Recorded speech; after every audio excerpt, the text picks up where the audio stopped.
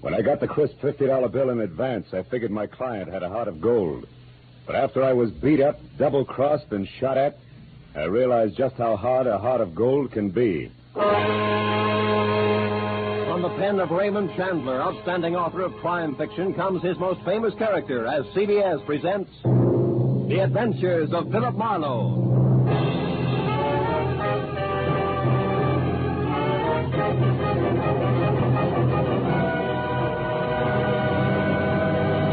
And now, with Gerald Mohr starred as Philip Marlowe, we bring you tonight's unusual story, The Heart of Gold.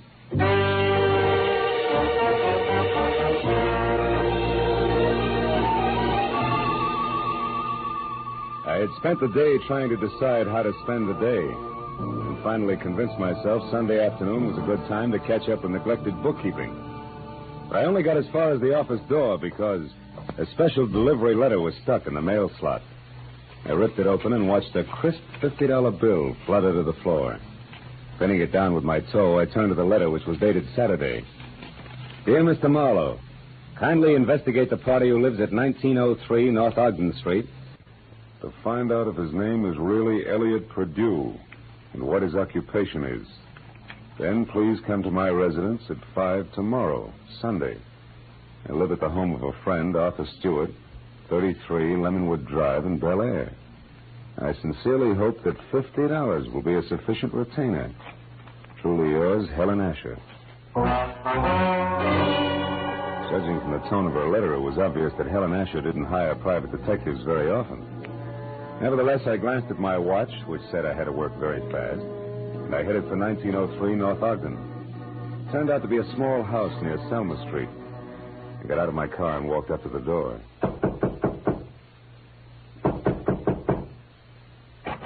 Good afternoon, sir. You the resident here? That's right. What do you want? I represent the Dr. Potter poll of public opinion. I'd like to ask you a few questions regarding... Sorry, but I don't have any opinions to express. Oh, even the opinions of a man with no opinions are important to us. Now, let's just let me step inside here, get out my notebook. There we are. All right, but make it fast. Right. Now, what is your occupation? I'm an investment broker. With which firm? I'm independent. I see. And what is your name, sir? What do you need my name for? Well, for my personal records in case I have to come back. Elliot Perdue. Uh-huh. Do you have any hobbies other than horse racing? What do you mean? Those dope sheets and racing forms there on your desk.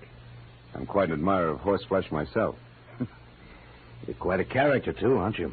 Working on Sunday and all? Well, you know how public opinion is. It goes right on, rain, shine, or Sunday. Excuse me a moment.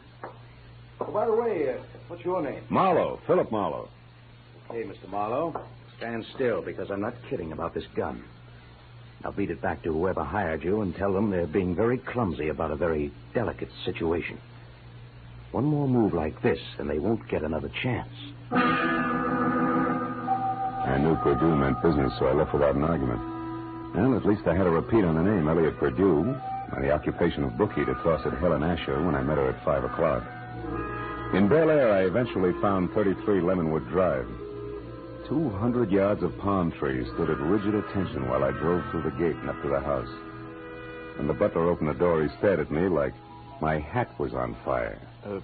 Yes, sir. Did you wish something? Yes, I'd like to see Mrs. Asher, please. Mrs. Asher? Oh, good heavens.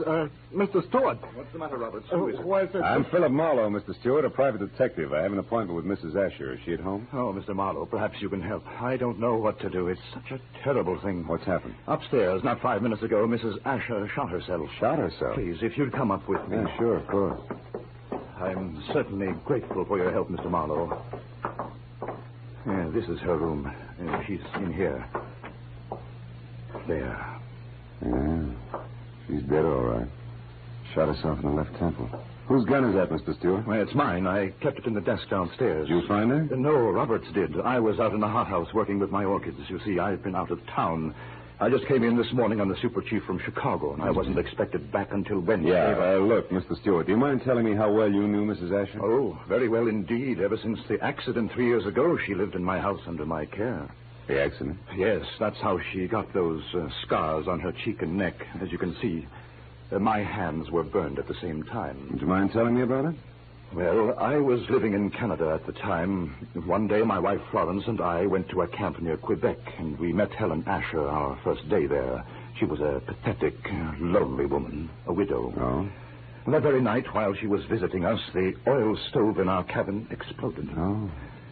Florence, my wife, was killed, and Mrs. Asher was severely burned. It was ghastly. I can imagine. Mrs. Asher had no one, so I thought the least I could do would be to care for her, since I knew the accident had been caused by sheer carelessness on my part. You took over full responsibility for her? Yes, I did everything I could think of, but she never quite got over the shock of that night, and now this. It's horrible. Have you notified the police yet? No, You no. better do it right now. Yes, I'll go right downstairs and call them. The dead woman on the floor had been beautiful once. No doubt about it. This was my client, and a certain $50 bill was burning a hole in my pocket. I wandered over to a writing table, and as I looked down, I noticed that the Sunday sheet had been torn off the memo pad. It bothered me. Tomorrow should mean nothing to a suicide, yet Mrs. Asher's memo pad showed Monday already. The sheet was blank, but on a hunch I tore it off and stuck it in my pocket. I was about to turn away when I saw a book of matches from the Conga Club. So I picked that up, too, and then I left. I drove around for some time trying to figure things out. Then I went down to police headquarters to see one Lieutenant Ibarra.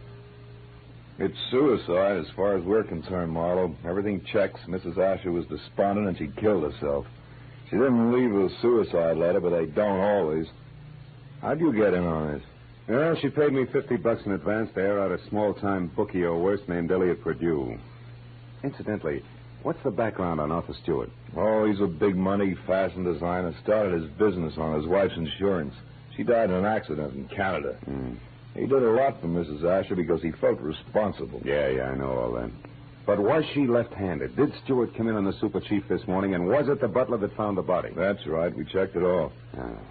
Hey, look, Phil, do you have any good reason to think this isn't suicide?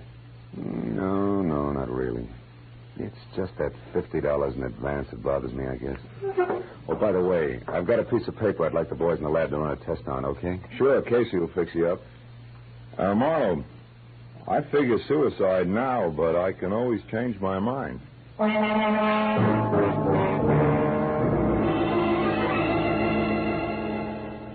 I went down the hall to the police laboratory and handed the blank page of the memo pad to Casey.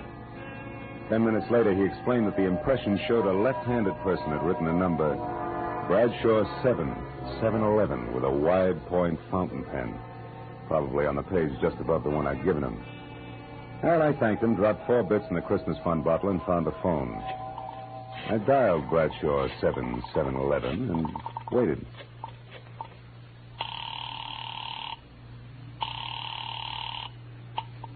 Hello? Hello? Who's this? The man in the moon. Come up and see me some other Hey, time. wait a minute. I like your voice. And besides, 711 is a very lucky number. Uh-huh. 3 passes in a row. But don't let it fool you, Jack. The answer is no dice. Goodbye. Yes, well? I gathered she was in no mood for playing, so I decided to be strictly business and dialed again. There was no answer. I let it ring for some time, but Miss Golden's voice obviously wasn't taking any more anonymous calls. I'd left only the long shot, the book of matches I'd found on Mrs. Asher's desk. The Conga Club was on the Sunset Strip, so I drove out there, found a parking space on a side street nearby, and went in. I didn't know exactly what I was looking for, so I paid $1.10 for a scotch and soda worth 40 cents, just to help pass the time. An amber spotlight was glistening down on a set of sequin contours that would have melted the Ice Age down to a fortnight. And she was singing. For wherever my man is, I am here forever more.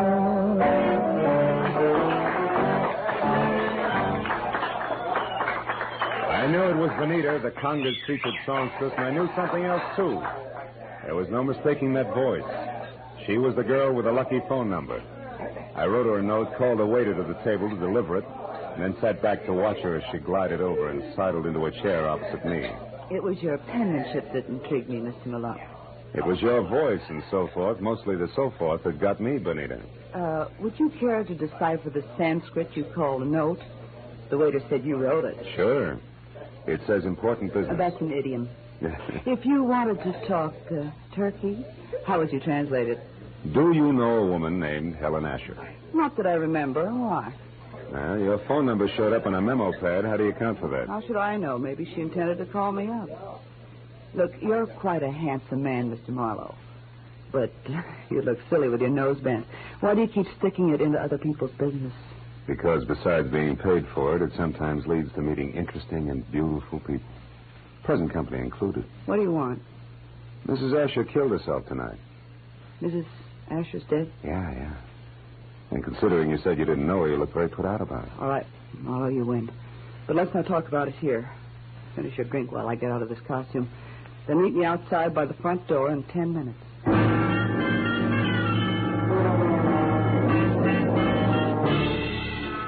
When she headed for the back of the club, I headed for the front. I got out the door and down in my car just in time to see her leave by the stage entrance. She jumped into a yellow convertible, ripped down Sunset Boulevard, turned onto Doheny, and scraped to a halt in front of the Regent Apartments. At the door, a tall, sunburned man popped up from somewhere and intercepted her. It was Elliot Perdue. A short but hot argument took place, and apparently Perdue won, because they went in together. I found the name Benita Malone over the mailbox in number 5 and got to her apartment door just as the second round started. No, I haven't changed my mind, Elliot. I've been doing a little research since you threw me over, Benita. I've got you and your precious plans right here in the palm of my hand. What are you talking about? This little heart-shaped locket on this little golden chain. Let me see that. No. I'm not showing this trinket until just the right moment. Listen, Elliot, I don't know what's brewing in that slimy brain of yours. But get this, if you try to monkey with my life again, so help me, I'll kill you. Now, get out. Benita, would you be interested if I told you that I know Mrs. Asher's secret? And would you be interested if I told you that Mrs. Asher killed herself tonight? That slows you down, doesn't it, bright boy? Yes, but it doesn't stop me, beautiful. I'll be seeing you before you know it. I ducked into an alcove and heard Benita slam the door on Perdue's coattails as he left.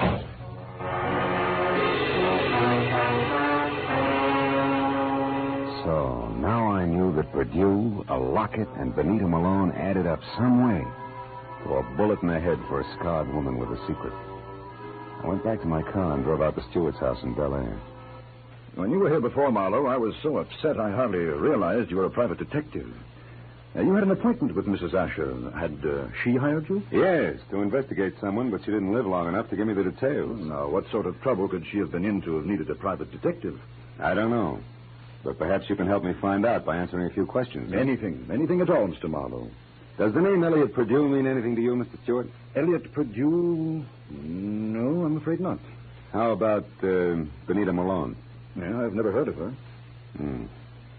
You know anything about a heart-shaped locket on a gold chain? A locket?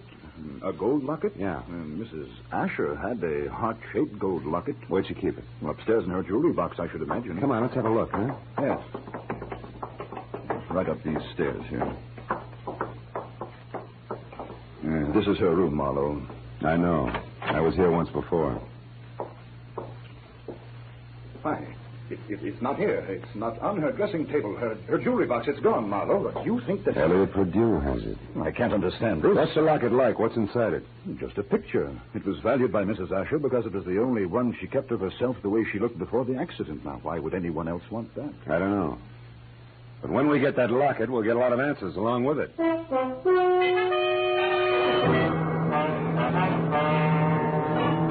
Now I was more convinced than ever that Elliot Perdue, Benita, and the late Mrs. Asher's secret were all dangling from the same chain that supported the gold locket. I said goodnight to Arthur Stewart and started back for Hollywood. But a moment later, I changed my mind and abruptly swung onto a shadowed side road and parked, lights out. It had suddenly occurred to me that the gallivanting Mr. Perdue might call on Stewart. And if so, I wanted to be on hand. Well, 40 minutes later, I was about to call off the cloak and dagger routine when I heard the sound of a powerful motor roaring out of Stewart's driveway. I looked up just in time to see a long black Nash whip by with Stewart at the wheel.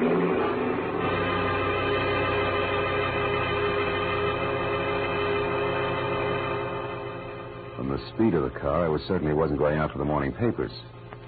Decided to go back to the house and question the butler while I could have him to myself. Oh, why, no, Mr. Marlowe. I haven't any idea where Mr. Stewart went. I only know that he had a telephone call, after which he dashed out of the house highly upset. Well, maybe some sick friend needed sitting up with, huh? But tell me, Roberts, did you ever hear of a man named Elliot Perdue? Oh, yes, sir. He called on Mrs. Asher here once or twice while Mr. Stewart was away on business. When did you last see this Mr. Perdue, Roberts? Yesterday morning, sir, about 10 o'clock. And one thing more, did you ever see Mrs. Asher wearing a gold locket, a heart-shaped one? Oh, quite often, sir. As a matter of fact, she asked me about it just yesterday morning, shortly after Mr. Perdue left. She couldn't locate it anyplace. A singular coincidence, huh? Oh, by the way, what do you know about a singer named Benita? Benita? I've never heard of her, sir. Are you sure she's never been out here as Mr. Stewart's guest? Why, I'm positive, sir. Mr. Stewart never has any ladies out here, of any kind. Oh? Doesn't that strike you as being strange, Roberts? After all, Mr. Stewart's a very eligible widower. Widower, yes, Mr. Marlowe, but philanderer, no. Good night, sir.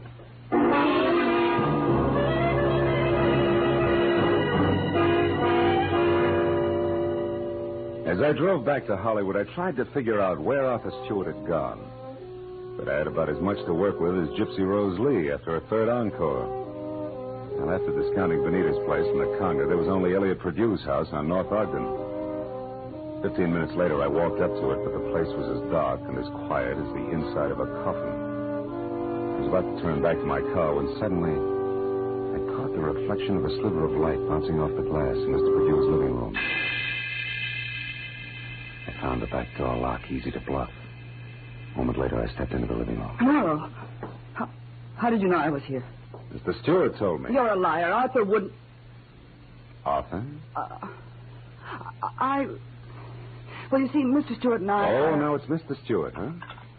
Wait a minute. There's someone outside. Perdue. Put out your light. Now, when he finds you, keep talking. Say anything. I'll be behind the door. Here he is.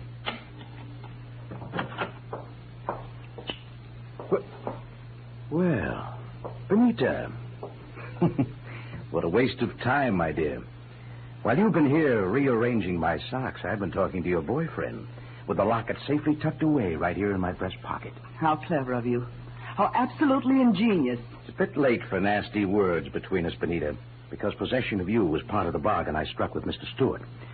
You see, What are you staring at? My big blue eyes, Perdue. Don't move or I'll blast you. You'll do nothing. No. Get the gun, Benita. Now, Perdue, we'll play some more. Now the gentleman's breast pocket. Ah, here it is, Benita. Safe and sound. Which is just the way I want it, Phil. What? My own gun. Why, you beautiful The locket, snake. Marlowe. Come on, I get nervous with one of these things in my hands. Throw it here. Thank you. Now, when I leave, Phil, don't come after me, because I'd hate to fill you full of little holes. Good night, dear.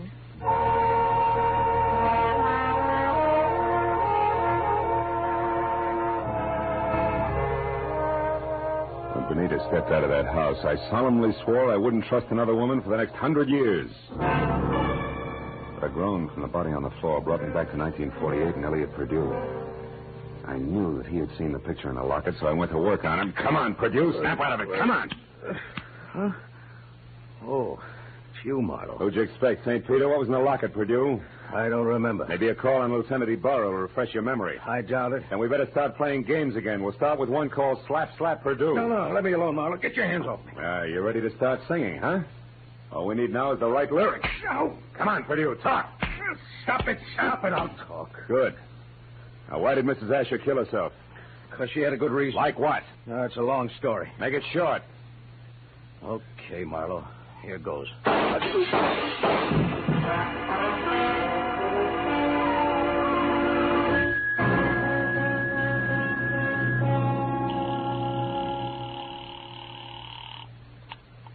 Lieutenant Ibarra speaking. Marlowe, Ibarra. There's a 5-minute-old corpse lying in his living room at 1903 North Ogden. Name is Elliot Perdue. 3 shots through a closed window. I was lucky. Any description of the killer? No, none. Now, look, Ibarra, right now I'm going after a songbird named Benita Malone at the Regent Apartments on Doheny. Will you cover me there without sirens? Sure, Marlowe. I'll attend to it in person.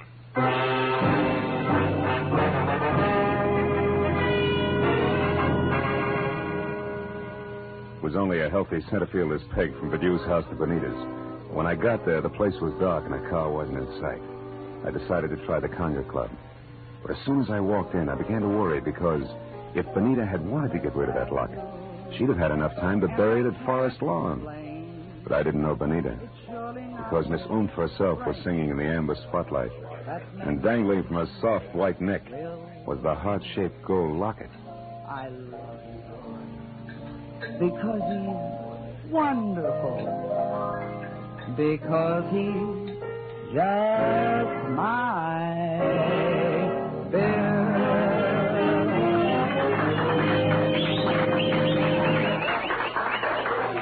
When she caught my eye, she smiled like a maitre d', and the moment she was through with her song, she headed back in my direction. But before she got to me, I saw her give the high sign to an ape in a tuxedo. He looked at her and then across toward my table and left the room. I watched Benita glide across the floor in my direction. She was distinctly a thing of beauty. Well, Phil, what do you think of my singing? Oh, I'm just crazy about it. That and your jewelry. Especially that locket, family heirloom. Mm-hmm. It was more or less handed down to me, generation to generation. That's an old Spanish custom. Yeah, so I've been told. And I imagine tradition prohibits your parting with it, huh? That's right. Unless, of course, someone with oodles of money offers me lots of it in exchange. Then naturally I'd be obliged to part with it. I don't think you'd feel obliged to your mother on the second Sunday in May. Besides, I don't have oodles of money. Oh, you should have told me that earlier. Goodbye, good looking. Hey, wait a minute. We couldn't do any business in a minute. And don't follow me if you want to stay pretty.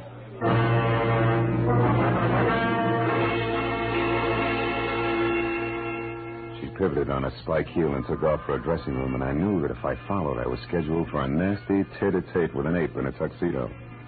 When I made the lower floor and saw that the long corridor to her room was empty, I knew the setup. The ape would be on the other side of the door waiting. Benita still had my gun, so I got the nearest substitute for a blackjack, a full bottle of Paul Masson champagne. Then I walked noisily down the corridor as far as her door and knocked. Turned the knob slowly, kicked the door open, and stood clear. It worked. The ape's hairy hand was wrapped around my gun, and it came down in an arc that was never interrupted. And that left him off balance. The ape hit the floor, and before Benita had a chance to close her mouth, I ripped the locket from her neck, picked my gun up, and ran. I didn't stop until I collapsed against the store window. Then I opened up the locket. 2 minutes ran out on me before I realized what was wrong with the picture. Then I knew. Arthur Stewart's home in Bel Air was my next stop.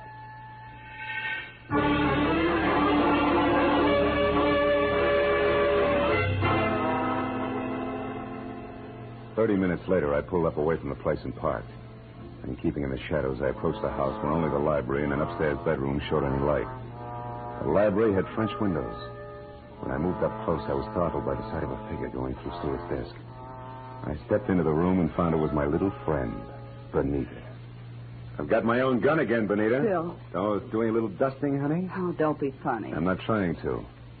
But how is it you're not upstairs helping Stewart pack? Because I've already finished packing, Mr. Marlowe, and don't turn around.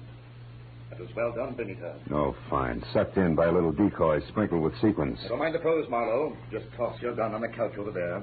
Now. That's better. You know, Marlowe, I can't say that I'm very sorry for you. I don't expect condolences from a character who murdered a woman this afternoon and a man this evening.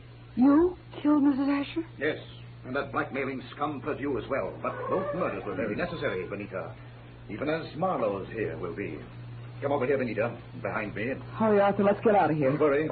And now, Mr. Marlowe, it's time for you. Well, thanks, Benita. You swing a beautiful bookend. You know, I had you figured all wrong. No, don't mention it, dear. I heard the cops coming anyway. You sweet child. We're in here, Ibarra, all of us. Oh, Marlowe, I figured you'd be out here when you didn't show up at that Songbird's place. Well, what's this? A little man on the floor with a large bump on his head is Arthur Stewart, the man who killed Elliot Purdue to keep him from telling me the truth about Mrs. Asher, and the man who killed her this afternoon. So Mrs. Asher didn't commit suicide after all. No, but she wasn't murdered either. She died in that accident in Canada 3 years ago. What are you talking about? Well, the woman that Stewart killed here this afternoon wasn't Mrs. Asher. It was his wife, Mrs. Florence Stewart. You see, there must have been a mix-up in identifying the bodies of the two women at the time of the accident. Mm-hmm. Stewart and his wife had Mrs. Asher buried as Mrs. Stewart. Then they collected the insurance neat, huh? Yeah. But what happened? Yeah, it's simple. Stewart got bored with his scarred and unattractive wife, and he started running around with choice little numbers. Like Benita here. Phil, honest, I didn't know a thing about this. Stewart told me that Mrs. Asher depended on him so heavily that she'd be crushed at his seeing another woman. But I didn't know she was his wife. Marlowe, how do you figure this all out? From a locket that belonged to the woman we knew as Mrs. Asher.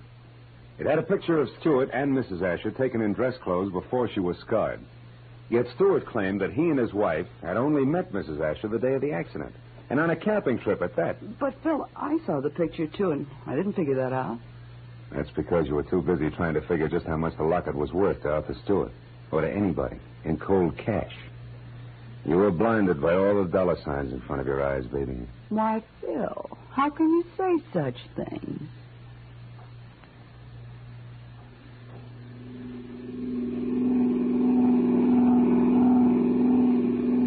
Now, Marlowe, just so I don't toss and turn all night, tell me just why you were hired in the first place. Well, Ibarra, it goes something like this. When Purdue knew that he was losing Benita to Stewart, he decided to check up on the opposition. And he not only found out what he wanted to know, but he found out a lot of things, too, that he didn't want to know. Mrs. Stewart, the late Mrs. Asher, became suspicious of his questioning, and incidentally of her husband. So she sent for me. Well, Marlowe, Stewart certainly had me fooled. I doped him out to be a very generous guy, a great benefactor who was doing the right thing for a lonely, unfortunate woman. Yeah, looked like he had a heart of gold, all right. But a funny thing, Ibarra, in the end, it was this heart of gold, this locket here, that got him. Mind if I keep it? Not at all. You had a tough enough time getting hold of it. Good night, Phil.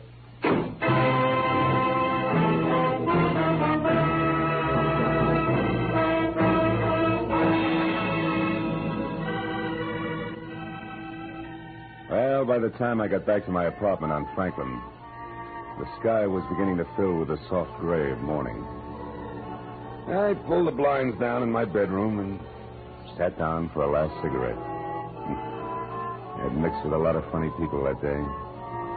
But for some cockeyed reason, I kept thinking of Benita Malone, a girl who was no better than she had to be.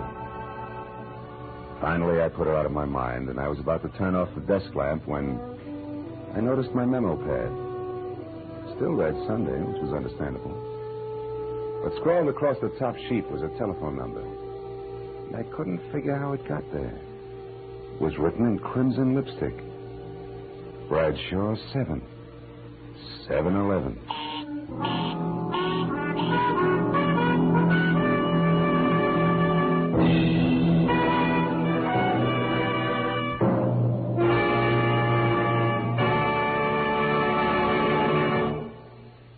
The Adventures of Philip Marlowe, created by Raymond Chandler, stars Gerald Mohr and is produced and directed by Norman MacDonald. Featured in tonight's cast were Gloria Blondell, John Daner, Jack Moyles, and Ben Wright. Detective Lieutenant Ibarra was played by Jeff Corey. The special music was conceived and conducted by Richard Orant.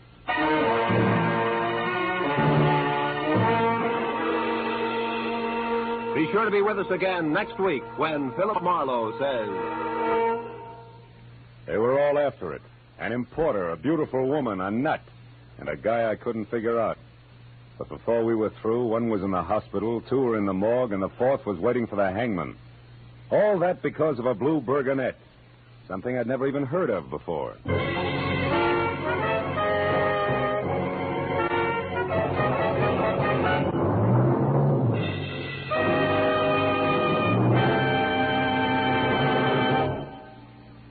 Dr. Fabian, the ship's doctor in cabin B-13, tells a new story of danger in far ports tonight over most of the CBS network stations.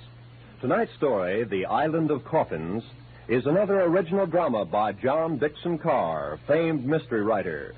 You can hear it when the ship's whistles sound outside cabin B-13.